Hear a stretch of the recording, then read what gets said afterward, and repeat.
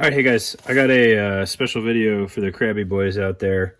Uh, if this is not up your alley, you might still find it interesting because this thing is super well thought out. But this is specifically a hook and line pouch that Mr. Ott from Detonation Technology asked me to check out, which was an incredible honor. Caught me totally off guard when he hit me up. But if Mr. Ott asks you to check something out, you do it because he is behind some wicked cool stuff. All right, so this is, like I said, a hook and line pocket. It's on his website right now for $112.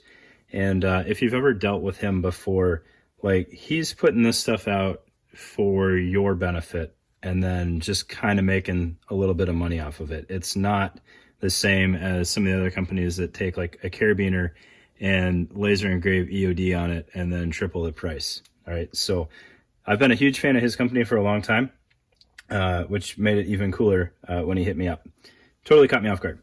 All right, so hook and line pouch with a ton of really well thought out features in it. And even if you don't like them all, like there's probably 9 features that you're gonna love and maybe 2 that are kind of take it or leave it.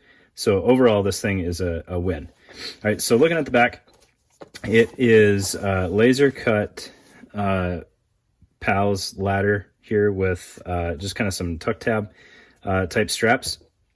And what I really like about this is it gives you a lot of flexibility in the height that you mount it. Now, if I was still in the career field and working on stuff like this, I think this would work out really well on a belt. I had the 0-point hook and line kit on my belt before. It was like 2 or 3 columns wide, which was a little narrow for how much weight was packed in there, and it was a little wobbly. But this thing at a full 4 columns wide has a really nice solid footprint on it, and if you can get it on the belt, it keeps it out of the way of your kit. But it would also work super well on like the flank of your plate carrier if that's your jam, or even on the side of a pack, right? Super convenient to work out of. But he has really put a lot of features in here. So he sent me some tools to check out while we were at it. One of which is his non-conductive probe here. And he's got a pocket, which I didn't notice at first glance because this shipped out of it on the back. So you can keep that in there. Now, I don't think it's actually reinforced for that thing, so there's a chance that if you had something riding on top of this, it could eventually work its way out. But this material is not overly stiff, so I think the tip on this would wear out before it punched through the bottom of the pouch. But that is something to keep in mind if you replace this with a different probe of some sort. All right, but it fits in there. It's not completely flush, so you can still get easy access to it, but most of it is contained in there, so you don't have kind of that weird thing with like a full set of probes on your kit or a full set of crimpers on your kit somewhere where like the C4 punch, you're kind of worried about stabbing you. This thing is nicely contained. And I'm pretty sure you could even throw like an M2 crimper in there, and you could even do it upside down so the punch is down, and that would fit in there really well. And then there's also slots underneath the molly there, so you could stick a like an actual metal pry bar in there so that you have both options available, non-conductive and then something a little bit more resilient. All right, and that's on both sides. You put chem lights, whatever in there if you really wanted to, writing implements or something. Already a win, right? And then this is actually the orientation that it would be mounted. So just look at the label to figure out which end is up. It's a little counterintuitive. But when you undo this buckle here, you have this super rad feature here where you can immediately pay out some webbing with a retained clip straight from the bottom of the pocket. All right. I don't know how well it'll show up, but there's a little elastic band here, which works really well for one of the little ceramic break-off utility knives, so that you have a cutting tool readily available. And then there's 50 feet of webbing in this little pocket here. All right, and it all pays out super easily. It's retained in there, so you're not going to lose the end of it. And you don't really have to worry about it tangling. due to being webbing. Like, you just shove it back in the pocket and you're not going to have any issues with it. So that's pretty slick, right? And then he's got the new kind of small footprint carabiners there, because you don't need a giant climbing carabiner to clip into stuff, right? This little pocket here, I don't have any handy, but this is for a 1-inch roll of Gorilla Tape, which, if there's anything on this pocket that I'm not a huge fan of, it would be this. It fits in there really well, and it's convenient to take in and out, but it causes a little bit of congestion, if you will, inside the actual pocket, which we'll get into in a minute. So if I had to omit anything, I think I would take that out. Like, I just keep like a hotel key card covered in tape, and that's really all the tape I need at any one point in time. So a whole roll in the pocket isn't, I don't know, not up my alley, but it is a cool feature, and I like that he put that in there because he's very clearly shown that he knows like what we need readily available, right? So Gorilla Tape, 50 feet of webbing, retainer for the clip, and then a cutter, and easy access to that, right?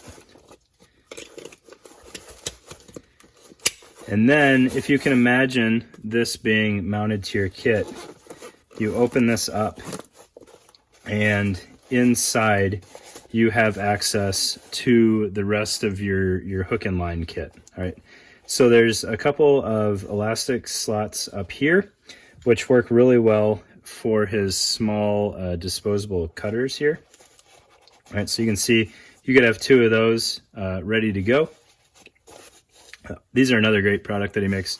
I think he's got them to the point now where they're just disposable. You can change out the blades still, but I think they're like $6 a piece or something like that, or you buy them in a 3-pack for 20. So when that cutter gets messed up, like you try pulling on some wire that you shouldn't have or something, and you just completely bend that tip, you just toss it and get a new one. Okay. So you've got 2 of those ready to go. You've got a little retainer tab here if you want to have something tied into the pocket.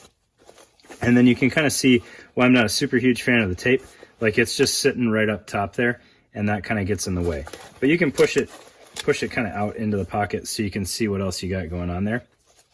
And then you have elastic slots all the way around, starting right next to where the tape would be, and then on the actual side of the pocket here, which in this side, he has one of his little breakaway pulleys, so you can see that'll fit in there real nice. And then with that little paracord hanging off of there, it's super easy to retrieve it. You know, run through a couple iterations once you have this thing loaded out so you know where your stuff is, and you could probably do it blind pretty successfully. And then on the back face, you have kind of double layer elastic here. So you have what a lot of people are making their cummerbunds out of these days, that kind of thinner elastic. And then you've got some of the older kind of bulkier like waistband elastic down there. So you've got 3 cells, and each one of those is double thickness. So you can have like your vice grips in one, and then you could have another tool on top of that, both retained separately. So if you need to use one, they're both available. And then you also have this little pocket on the top flap there, the mesh pocket. So if you wanted to have a couple like endless loops or something ready to go, in case you wanted to do kind of a multiple pull, you can have a couple lengths in there retained. You could also probably just toss them into the pocket and have pretty decent luck with that. But there's a lot of room to work with, even with the 50 feet of cord in there, because it only comes up to about halfway up the body of the pouch. You can fit his grappling hook in there real easy. You know, you can pilfer this stuff from, you know, the 19 HAL kits that you have laying around your shop or your flight that nobody knows about, and you can throw some extra hooks in there, or some of the vice grip, or the clamps, all sorts of stuff. You could throw some door stops in there. It would all fit really well, and you'd have plenty of room to work with, all easily accessible from the pouch. Like, this is really, really well thought out. The other complaint that I kind of had when I was playing around with it is I thought this should open up a little bit more. Mr. Ott makes a pretty good case for why that isn't the case. With everything the way it is right now, if this is as open as you can get the pouch, if you needed to get up and move for whatever reason in a hurry, you're probably not going to yard sale as much stuff as if you clamshelled this thing like the 0-point kit. So, I mean, even wide open, the stuff is pretty well retained. And, you know, full sprint, you might want something with a little bit more mass out of it, but even these are retained pretty well in that elastic. So I've been playing around with this thing all week, just goofing off, doing some pulls. Granted, I just had it on my pants belt because I'm messing around with it in the garage, but it worked like a champ. And if you know Mr. Ott, he's not going to send something crappy your way. So highly recommend, if you guys are buying hook and line kits, you know, before you drop $1,000 on a 0-point kit, check this thing out. Even if it's only for the pouch and the webbing, like, that is a super good starting point. And then you can pretty easily piecemeal everything else out. You know, you've got the awesome stuff, tools that he makes between the grappling hook and his vice grips with the eyelet on it in a spot that makes sense, so you're not gonna, you know, loosen up what you're pulling on. Really, really great tools. Super honored that he sent this my way to look at. I am gonna send the pouch back because he still needs that. But I got to double check. I think that we're going to be able to do a giveaway on the actual tools. So that'll be coming your way quickly. All right, guys, I really appreciate it. Take a look at this thing. If this isn't your jam, check out his website for all the other tools, you know, hot sticks, all sorts of good stuff at prices that like individual techs can afford, even if your shop is being stingy. All right, thanks, guys.